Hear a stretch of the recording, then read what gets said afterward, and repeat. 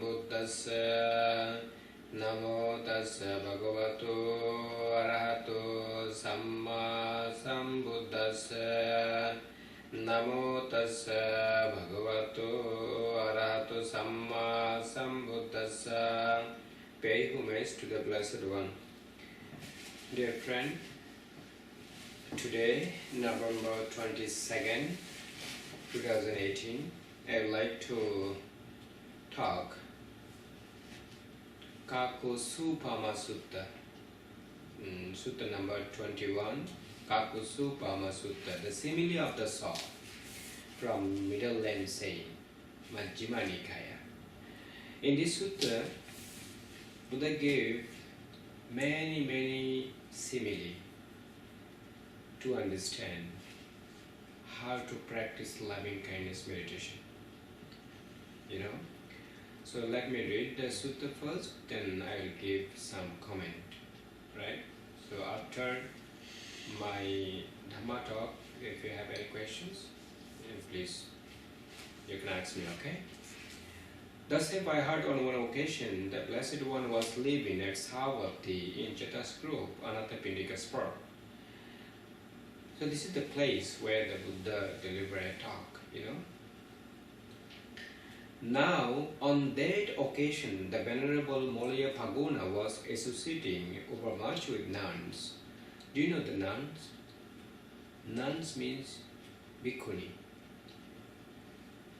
women monks, right? To be clear.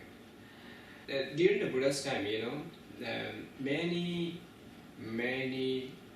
women got ordination because they understood that this is the practical truth, this Dhamma is very practical, and if man can attain Nibbana, why women cannot? One woman, her name was Dhammika, one day she asked her husband, can women attain Nibbana? And he said yes. The Buddha never discriminate. The Buddha never said that man can attain Nibbana and women cannot attain Nibbana. Buddha said, man, women, everyone has same knowledge. They can develop themselves if they have perfection, a lot of perfection, parami, they can develop Nibbana in this very life. So we should not actually discriminate the women, because in this modern world,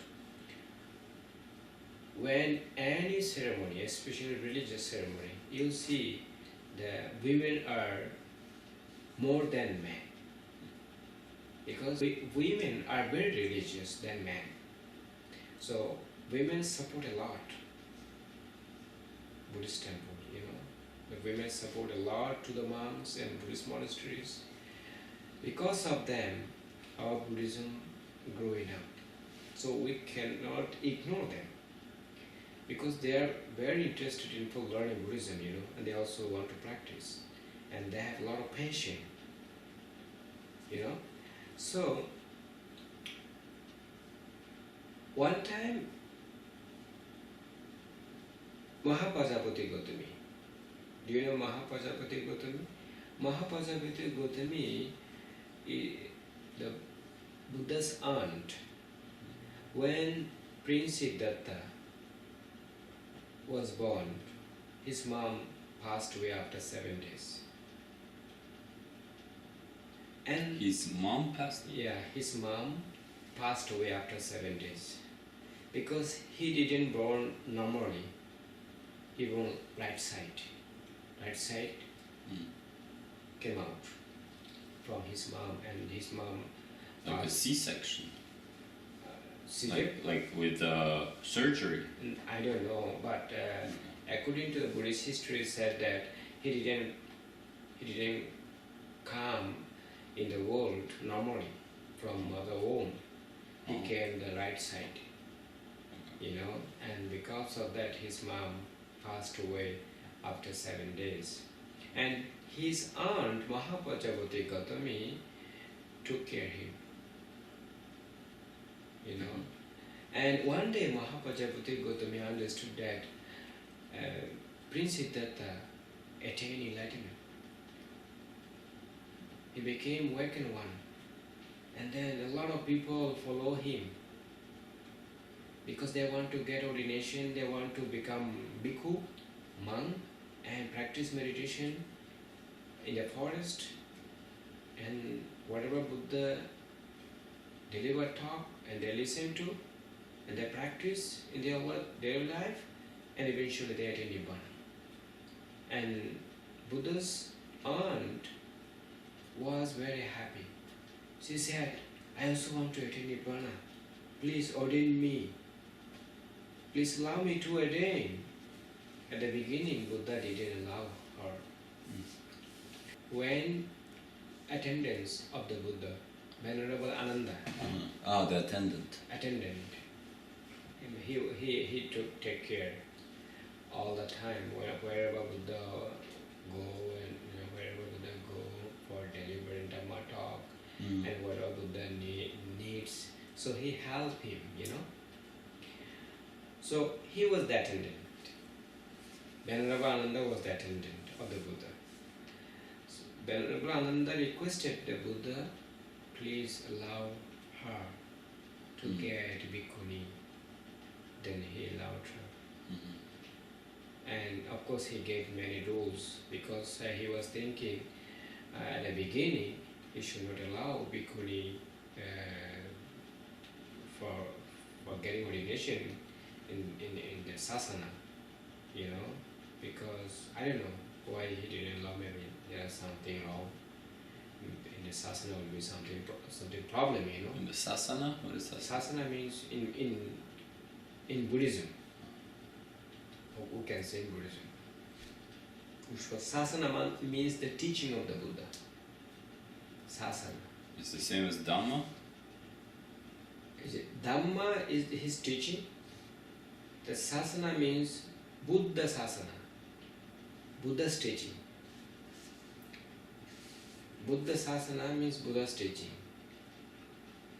Okay? So eventually he allowed her to get ordination, and whatever Buddha gave rules, she followed. She followed everything, and she practiced meditation very attentively, and eventually she attained Arhat. You know?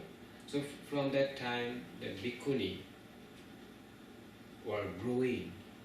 You know, many bhikkhuni got high ordination, they practiced meditation, and they got highest peace, Nibbana. So now on that occasion, the Venerable Mulaya Paguna was associating over much with nuns.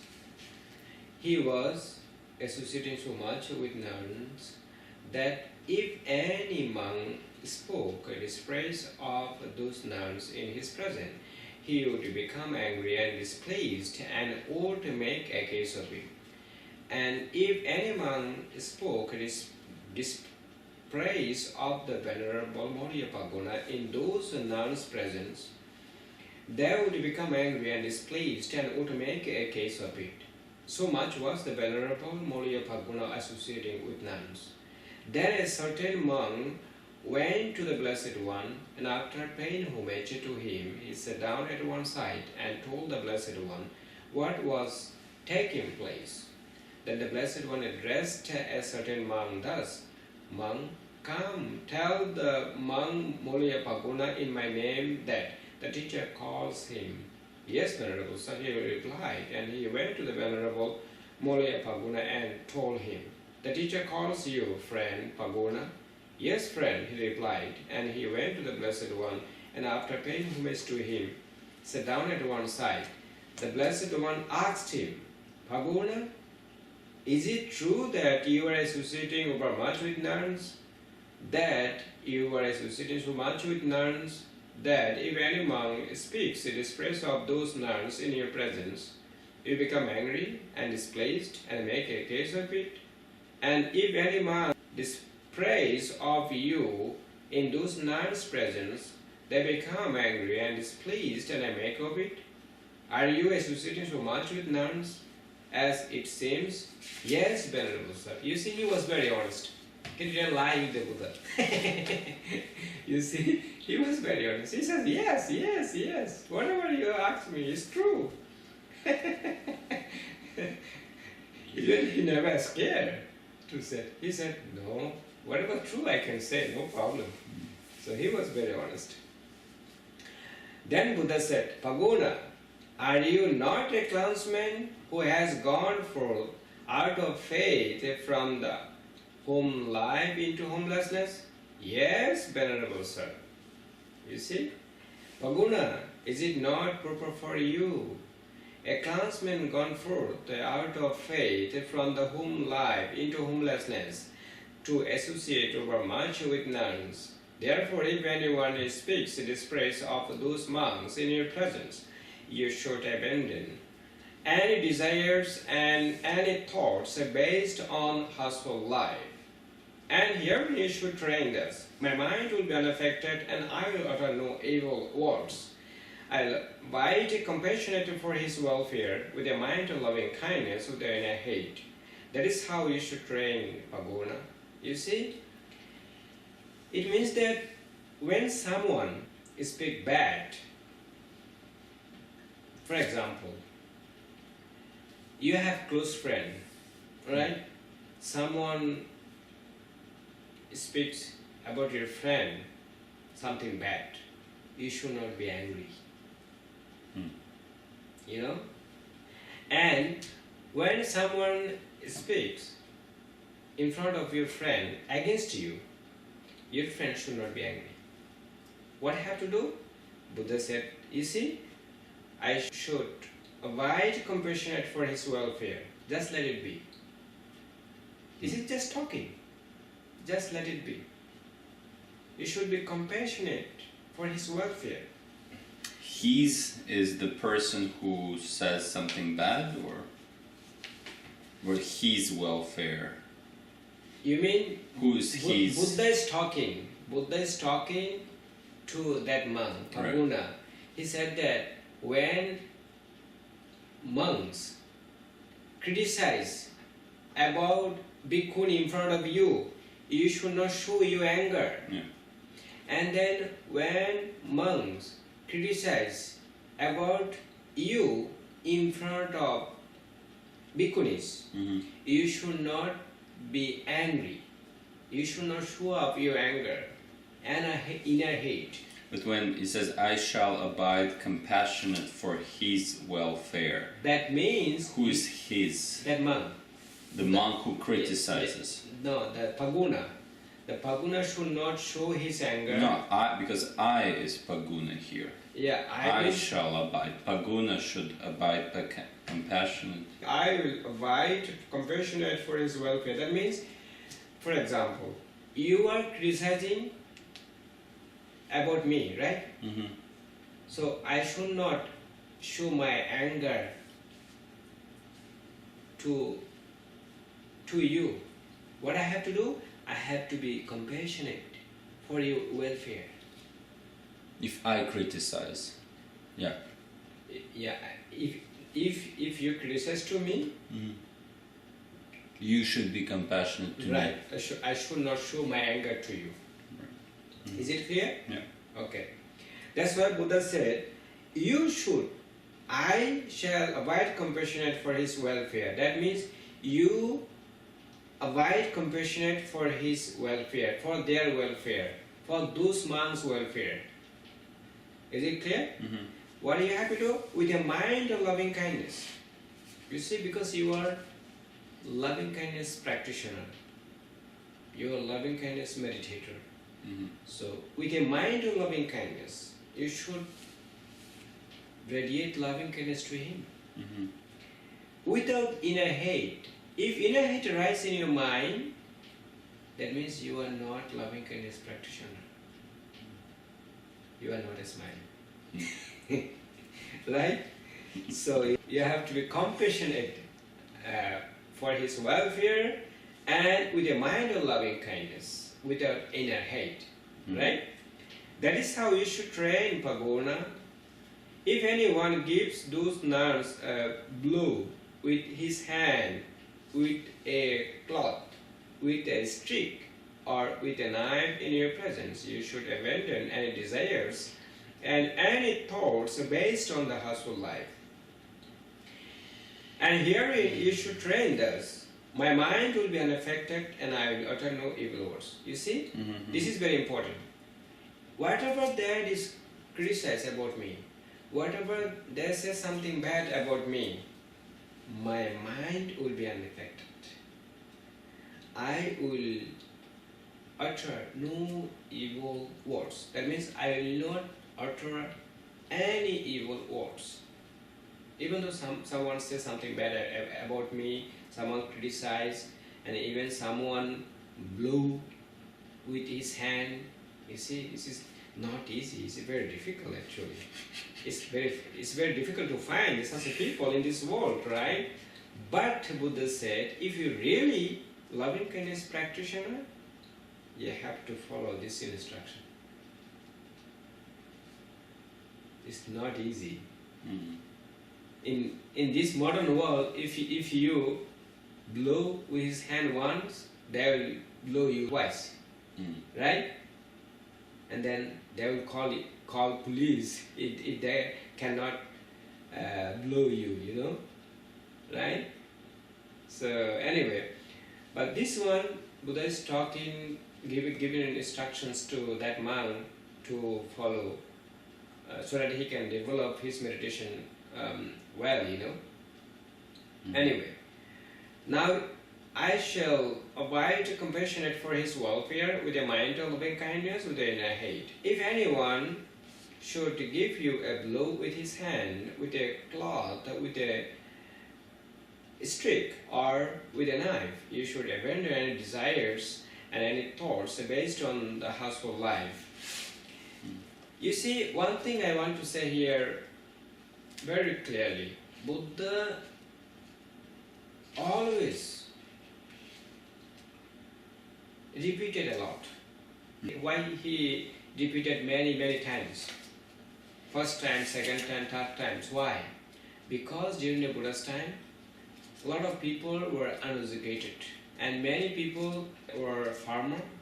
They didn't go to the school, and then Buddha understood that if I teach them in their local language, simple language, they will understand very clearly my Dhamma.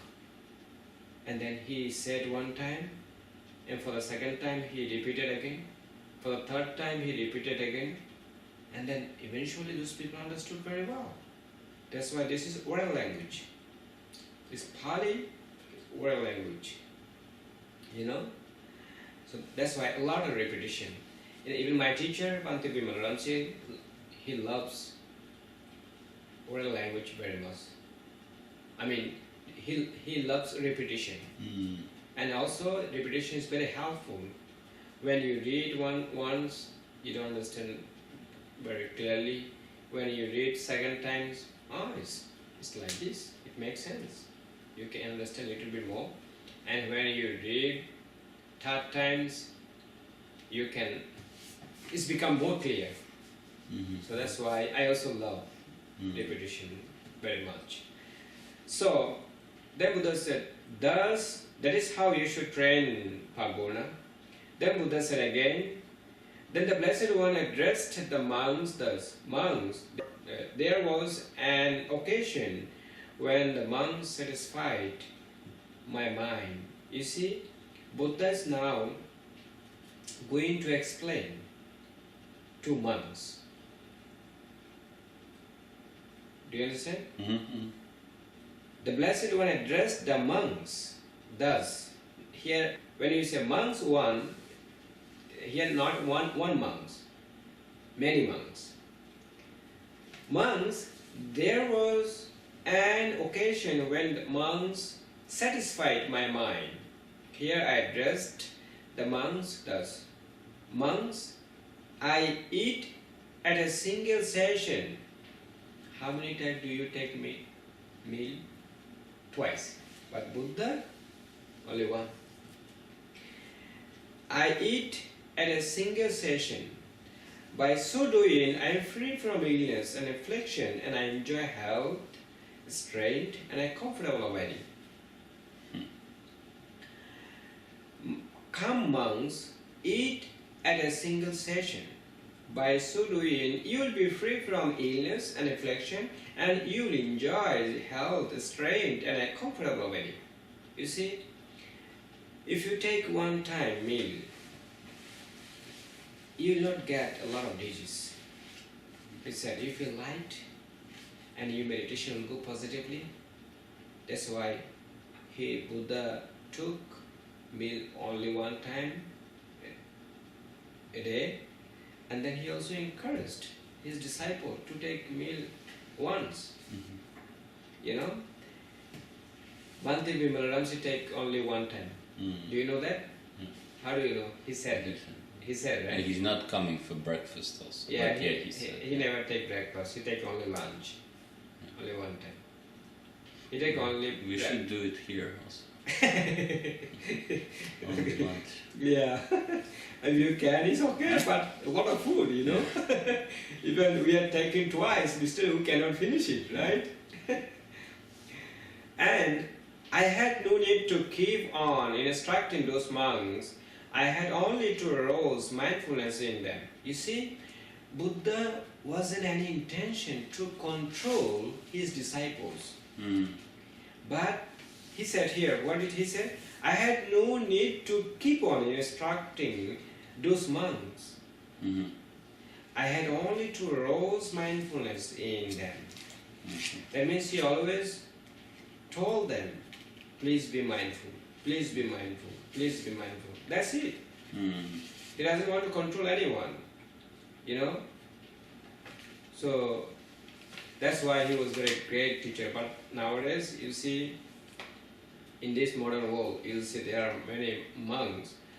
They have a lot of disciples, and they are big monk. They want to control their disciple, but eventually their disciple run away. You know, they don't want to stay under control monk, you know, under teacher, because they are very strict. Nobody like, even me, I don't like. I don't want to control anyone, you know. So here the Buddha said, I had no need to keep on instructing those monks. I had only to arouse mindfulness in them. Right? So we can go a little bit down. Suppose there were a big tree. There were a big solitary group near a village or town. It was soaked with castor oil wicks, and some man would appear desiring its gold, welfare and protection. Is it clear? Right? This is more easier than the first one, right? He would cut off and throw out the cropped saplings that robbed the sap, and he would clean up the interior of the group and tend the stray, well-formed saplings, so that the solitary group later on would come to growth, increase and fulfillment. It's become clear? Right? So too monks and lay followers abandon what is unwholesome and devote yourselves to wholesome states, for that is how you will come to growth, increase and fulfillment in this Dhamma and discipline. It means that whenever unwholesome thought arises in your mind, just abandon it. Recognize, release it, don't give attention there. And relax in your mind, in your whole body. And bring up the wholesome thought. Here, what did he say? Yourselves to wholesome states. That means bring up the wholesome thoughts. Bring up the wholesome thoughts in your minds. How? Smiling. And then keep the wholesome thought continuously as much as you can.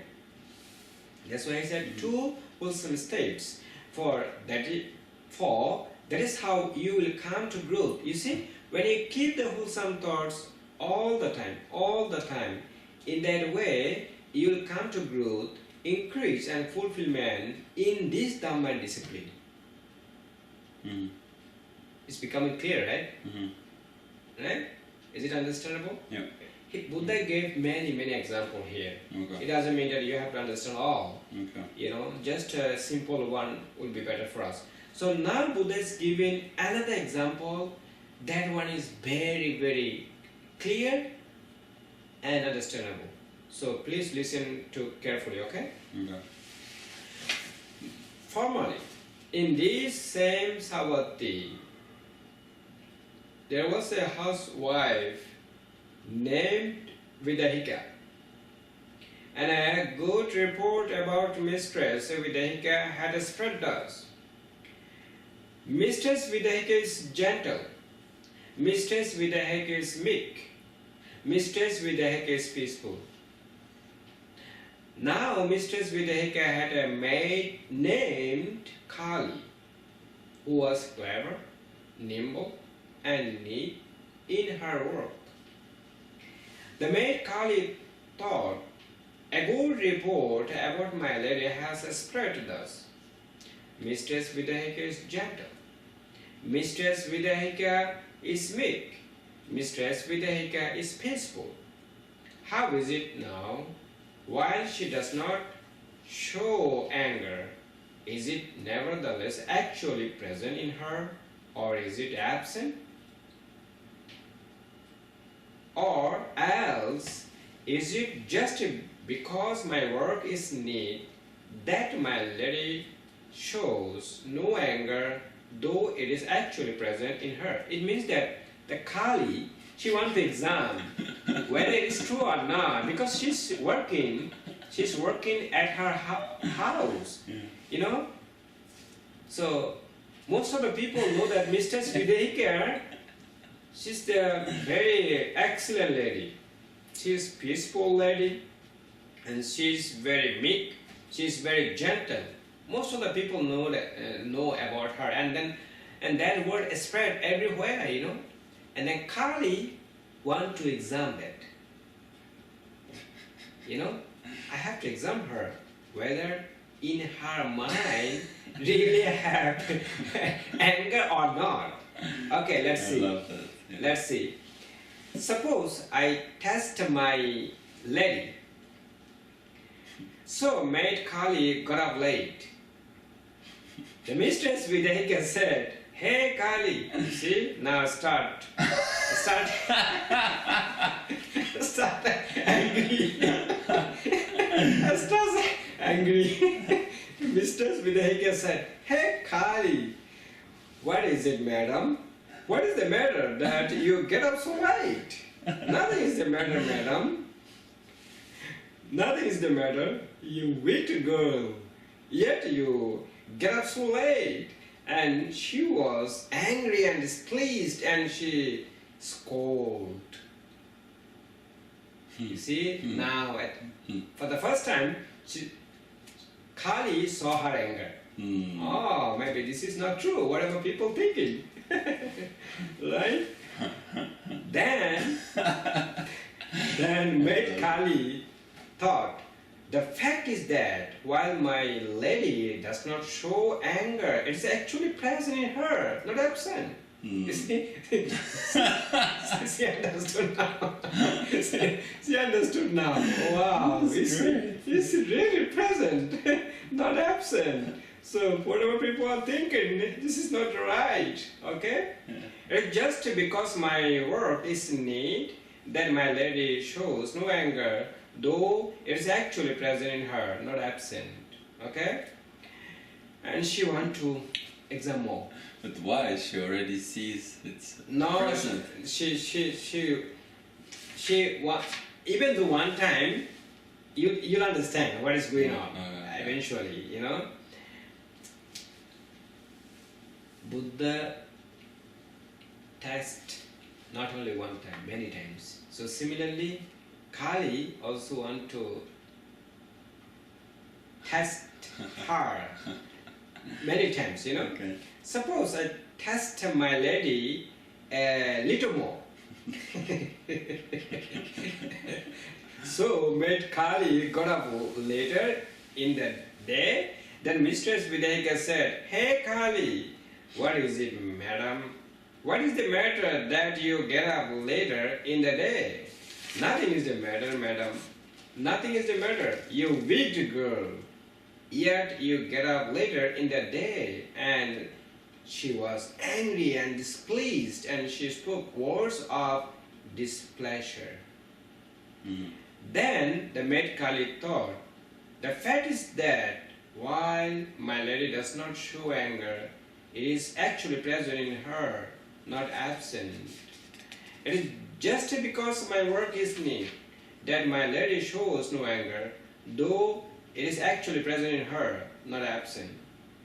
Suppose I test my lady a little more." So the maid Kali got up still later in the day. The Mistress Videhika said, "Hey Kali, what is it, madam? What is the matter that you get up still later in the day?" "Nothing is the matter, madam. Nothing is the matter. You wicked girl, yet you get up still later in the day." And she was angry and displeased, and she took a rolling pin, gave her a blow on the head, and cut her head. You see? Then you'll see what is going on below.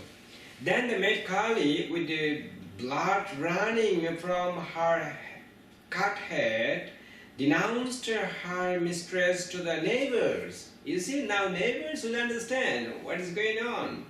Whether she is gentle, she is peaceful, or she is ignorant or not. Right? See, ladies, the gentle ladies work. See, ladies, the meek ladies work. See, ladies, the peaceful ladies work. How can she become angry and displeased with her only mate for getting up late? How can she take a rolling pin, give her a blow on the head and cut her head? Then later on, a bad report about Mistress Videhika spread thus.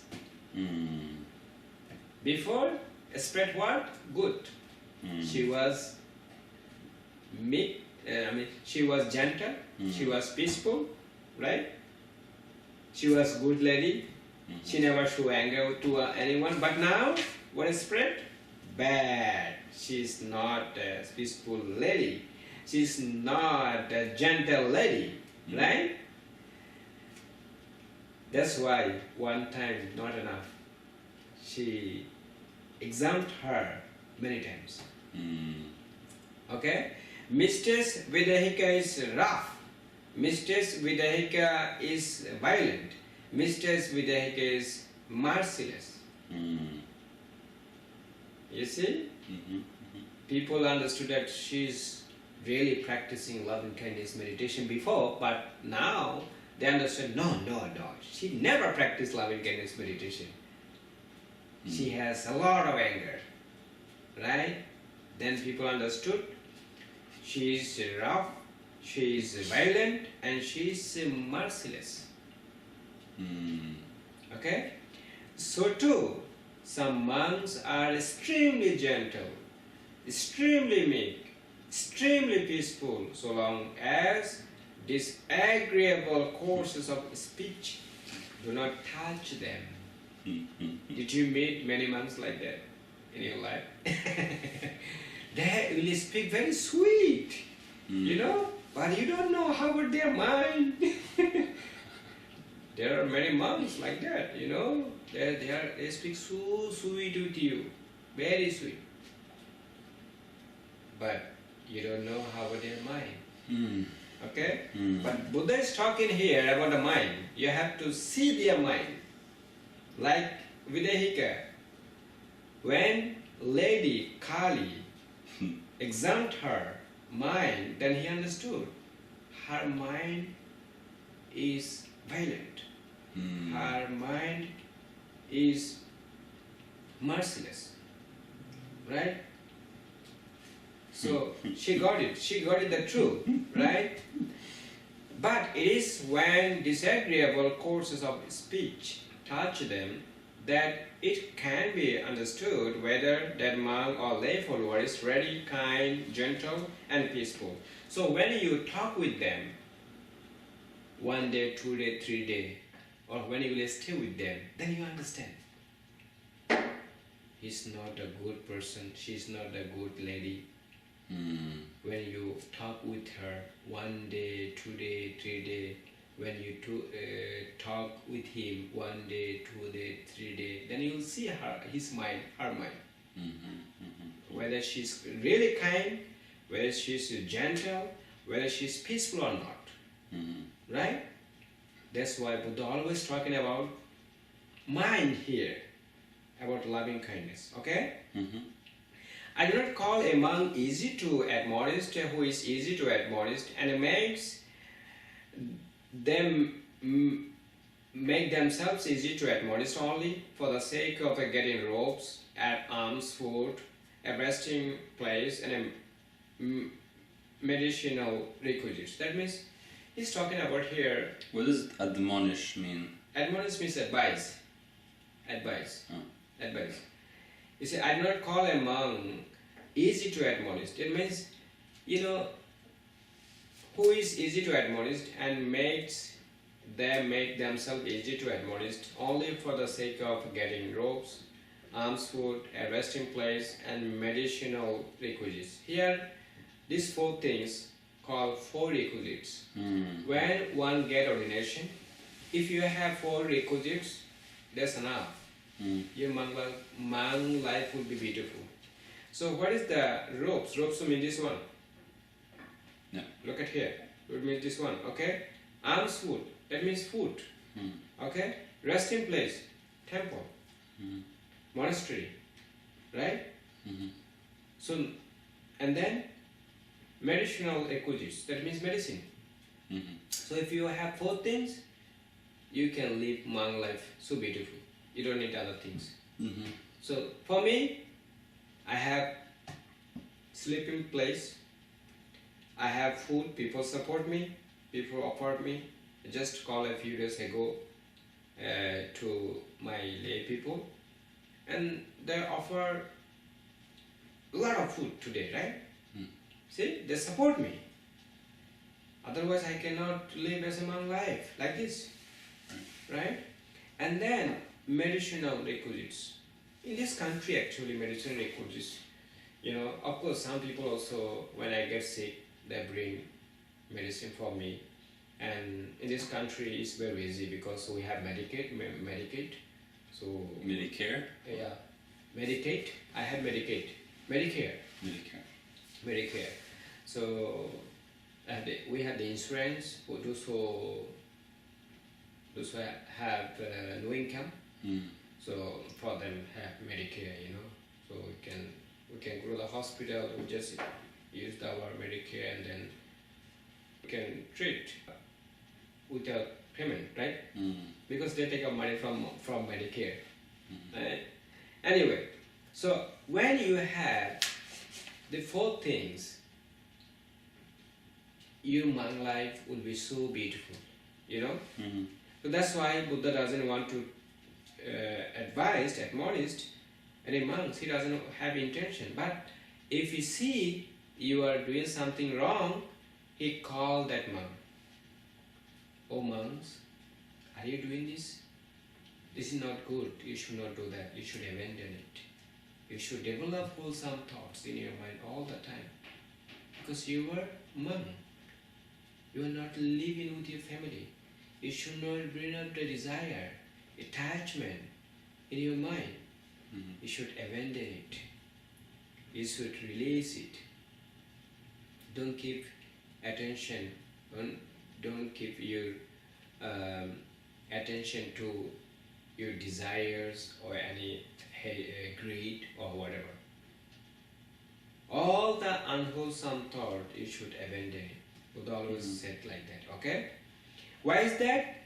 Because that monk is not easy to admonish, nor makes themselves easy to admonish when they get no robes, no alms food, no resting place, no meditation requisites. But when a monk is easy to admonish and makes himself easy to admonish because he honors, respect the Dhamma, him I call easy to admonish. Therefore, you should train thus. Here, what Buddha is talking about? Buddha is talking that whatever I teach you, if you listen to me, that means you are respecting me, you are respecting my teaching, and then you can develop your monk life very well. But some monk didn't listen to Buddha during the Buddha's time, and they also suffered a lot. Let me tell you one thing, one story. One day, two groups, both of them Buddha's disciple. One is Sutta group, another is Vinaya group. What's the other one? Sutta means monks who know discourses. Suttas very well. They are called Sutta group. And then another group are called Vinaya group, who really keep discipline very strictly. How's it called? Vinaya. Vinaya. Vinaya group. Sutta group and Vinaya group.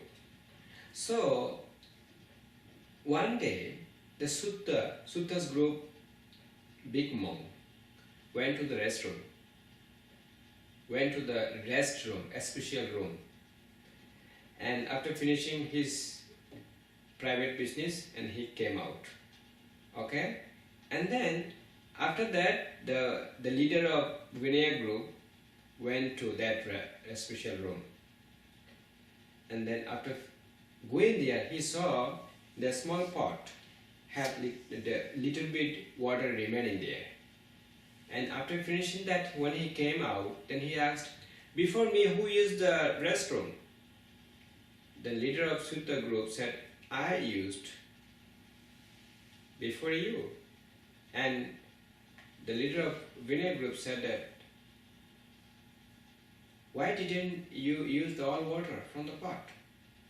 I saw some water is remaining there. Is it offense? You make the offense." And Sutta leader said, "I don't know, Venerable Sir. So if it is wrong, if I commit offense, please forgive me." Then he said, "Okay."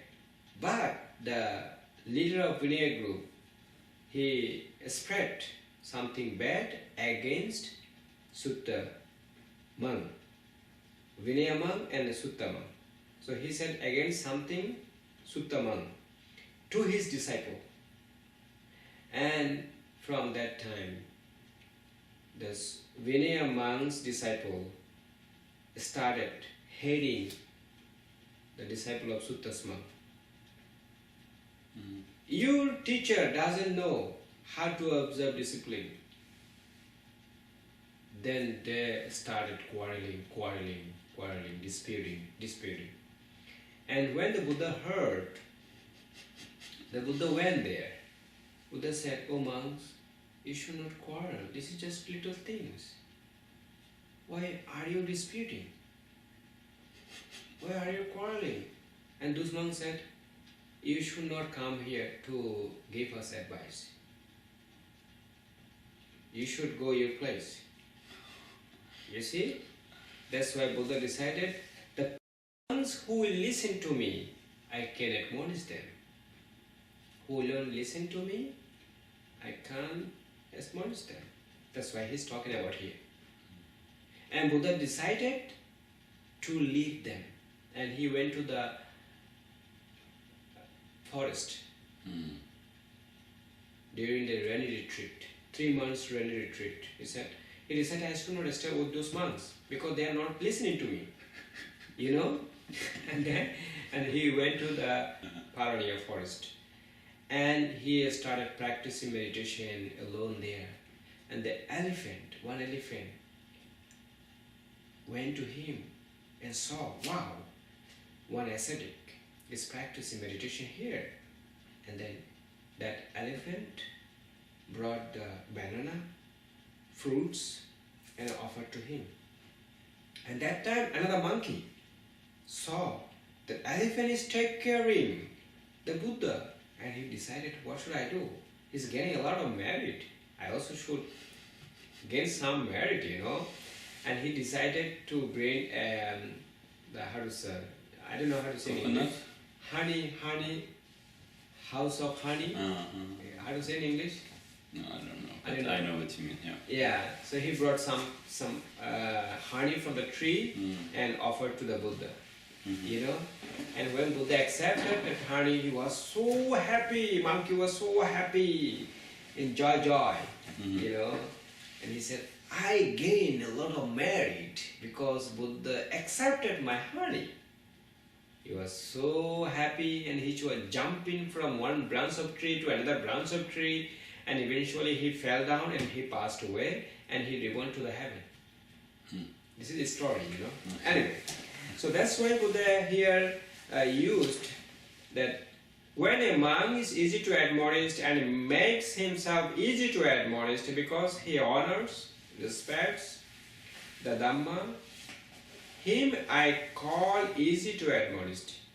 You see? Therefore, you should train us. We will be easy to admonish and make ourselves easy to admonish because we honor, respect, and revere the Dhamma.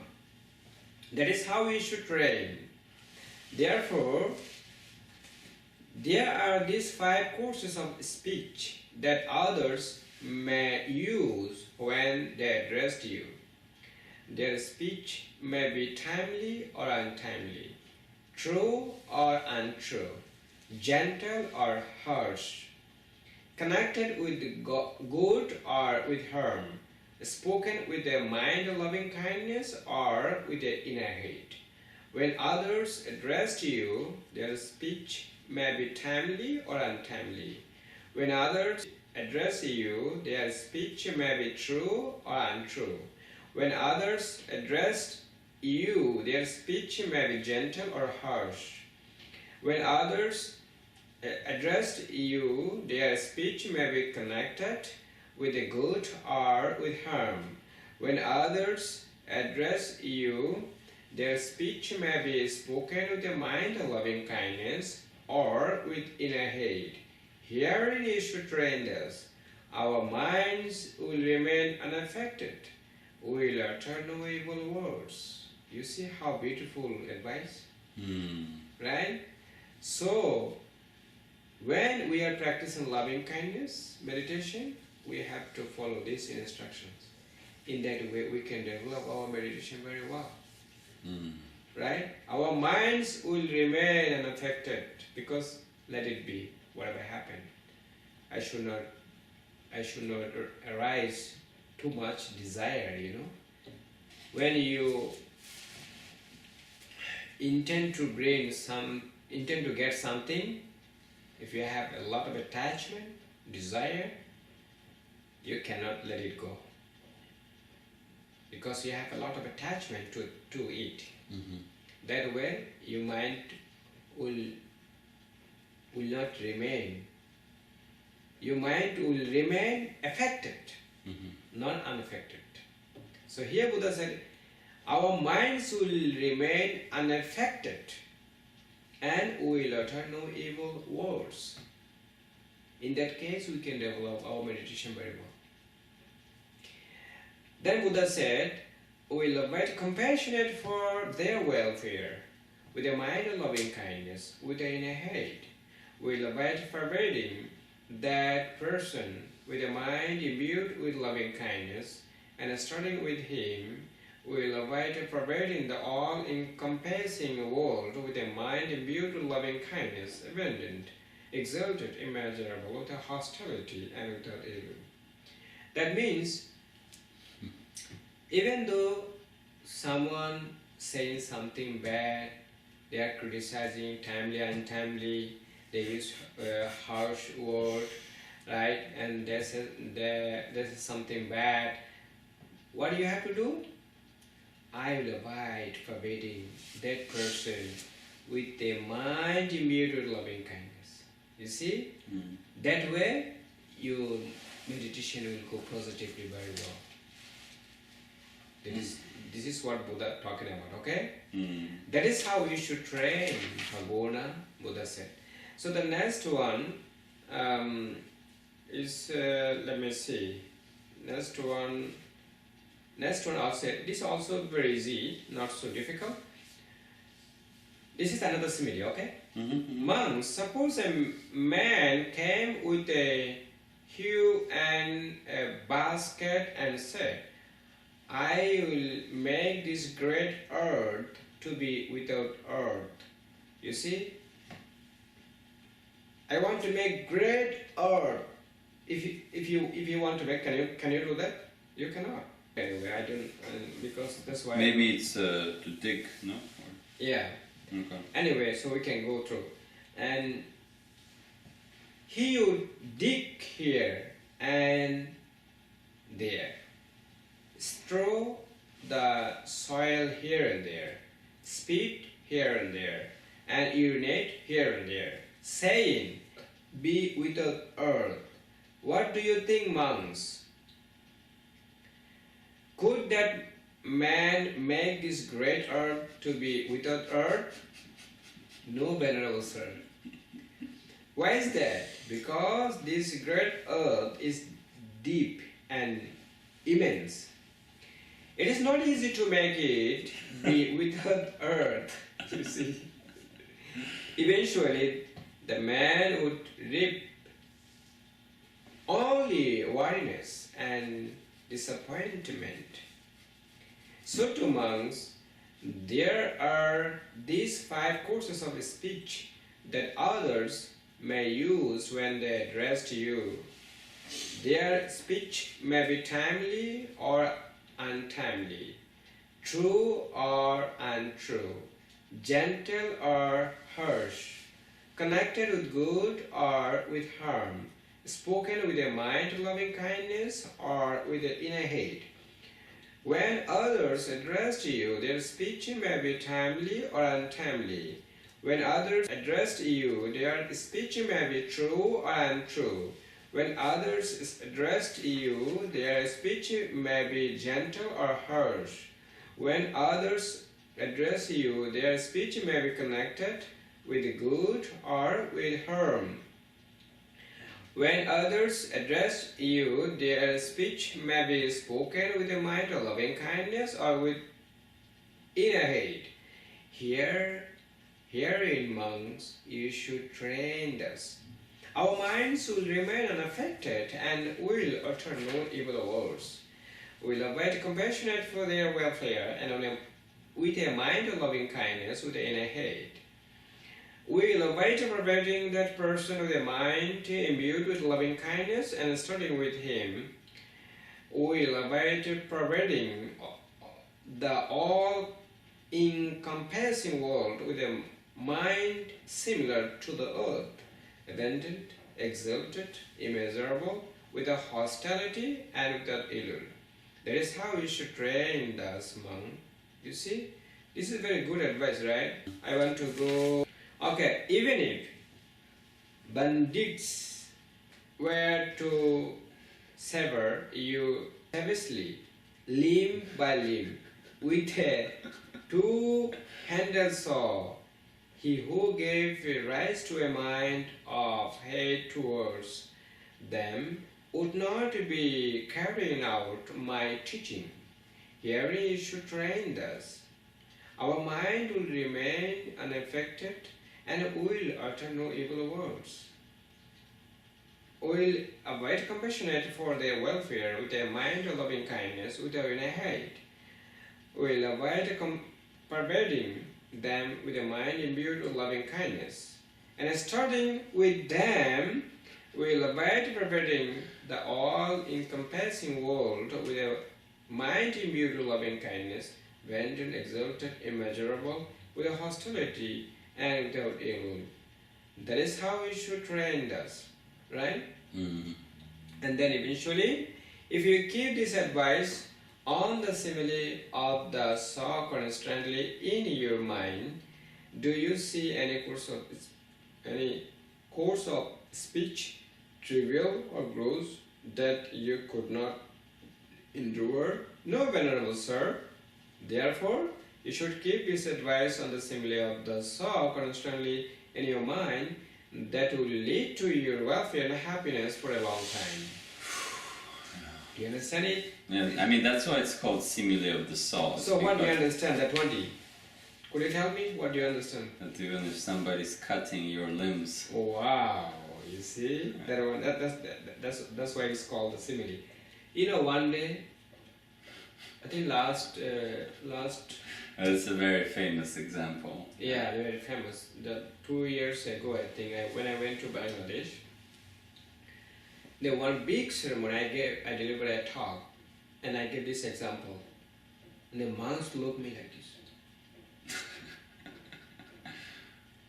because I was talking about loving kindness, and I gave this example. They looked at me like this.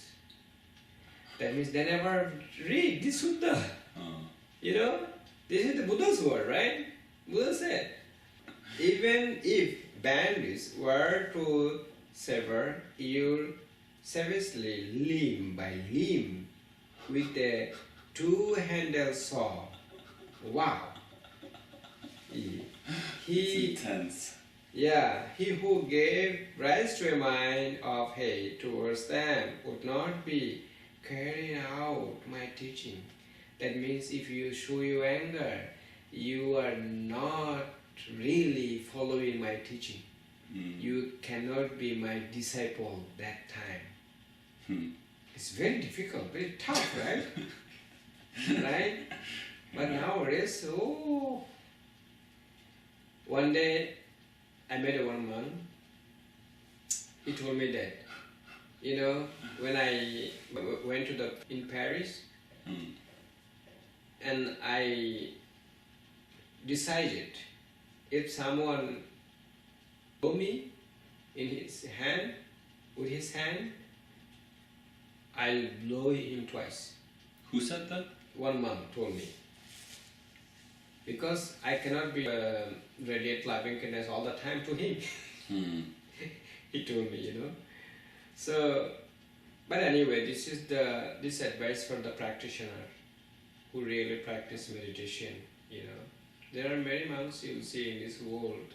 Some monks have capability to establish monasteries, and some monks there's too much associated with the society, and there are many monks who live in the forest. They only keep the precept very, very strictly and practice meditation in the forest. So that's why you see there are many monks in the world differently, you know. So if all monks go to the forest, who will teach to the people in the city? Right? So we need also the monks from different background. Right? So these are the simile of the saw, Sutta number 21. So do you have any question about that? Do you understand it? Yeah.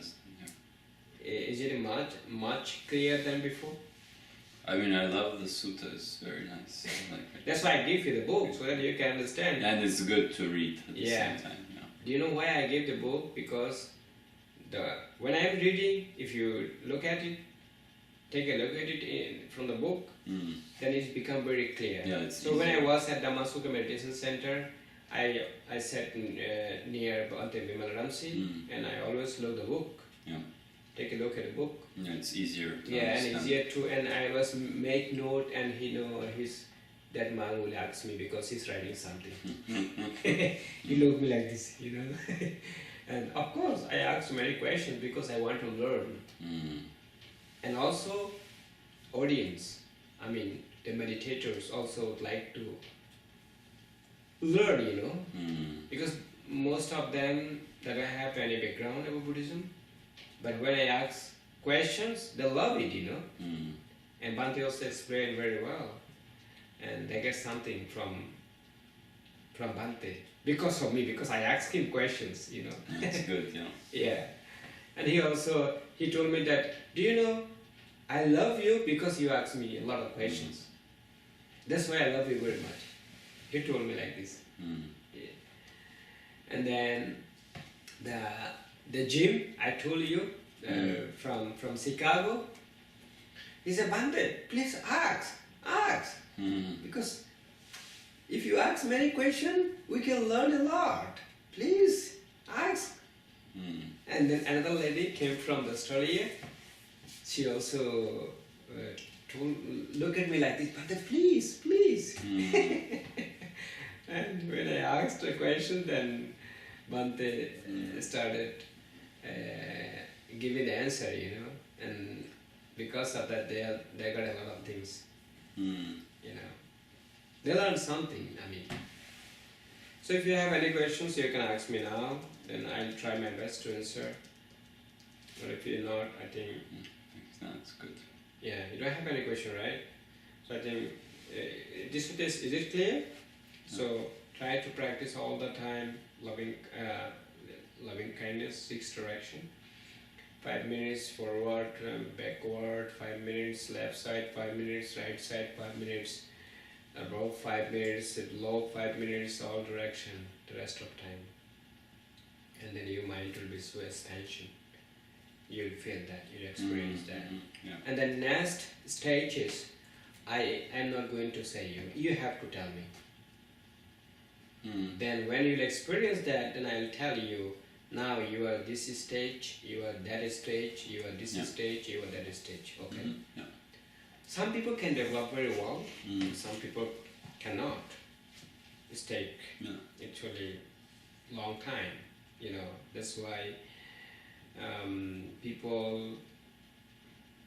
Buddha said that if you do the offering, also you fulfill the perfection. And which offering? Dana, Dana, yeah. offering, sila, Sila, morality, and bhavana, meditation. Bhavana. So at the beginning, you have to give dana. And second, keep the precept. Third, observe, develop meditation. So when you have the perfection of dana, because of that, why are you doing that? You are reducing your attachment. Some people have a lot of property, you know. They have a lot of money, but they don't have intention to offer. They don't want to offer. They don't want to give anything. You know, they are increasing their greed. You know, because they'll never give up. But people who have a lot of things, and people who have little things, and people who have just middle things, I mean, they are not too rich, not too poor, they are middle family. They have big heart. They want to offer something to the Buddhist monks who really keep the precept and develop meditation. They think that they gain a lot of merit because of that. It's true, because Buddha did himself. He fulfilled his perfection 550 years lifetime. You know that? 550 lifetimes. So we are also doing that. We are giving Dhamma talk. Like today I give Dhamma talk. I am fulfilling the dana, perfection. I am fulfilled the perfection of dana, you know, because Buddha said, giving Dhamma talk is the great dana, great offering, than other things. So whenever people invite us, we give Dhamma talk. It's the great dana than other things. You know, in Pali called that Sabbadanam Dhammadanam Jinati. That means Sabba means all. Sabbadanam Dhammadanam Jinati. Sabbadana means all donation. Dhammadanam, all the donation of the Dhamma. Jinati. So Dhammadana is the great than other offering. Jinati means the great, excellent. So we are fulfilling perfection of offering and perfection of morality and perfection of meditation. So these three things have to go together. So when you keep the precept, that means your mind is pure. You don't feel any guilty. Your mind is clear, agile. So in that way you can develop your meditation very, very well. Very, very well. That's why all the people offering first dana and keep the precept, sila, and practice meditation, bhavana. It's the most important. That's why most of the people you see, when you came here, you saw people are bringing the food. For me, this is dana. They are fulfilling the perfection of offering dana. Even though they don't have time to keep the precept or to practice meditation, but they are still practicing dana, right? They are fulfilling their perfection. So this is also good things. They are supporting the monks, and monk also supporting the people. When people passed away, monk go to blessing them for the funeral service. When people get sick, they invite the monks for blessing. The monk go to teach them for chanting, So those all are good activities. So today Dhamma talk is, I think we should end here, right? So eventually we can say, may all living beings, we can say together. May all living beings be happy and peaceful. May all living beings free from suffering. May all living beings free from danger. May all living beings free from fears. May all living beings free from difficulties. And finally attain peaceful sadhu, sadhu, sadhu.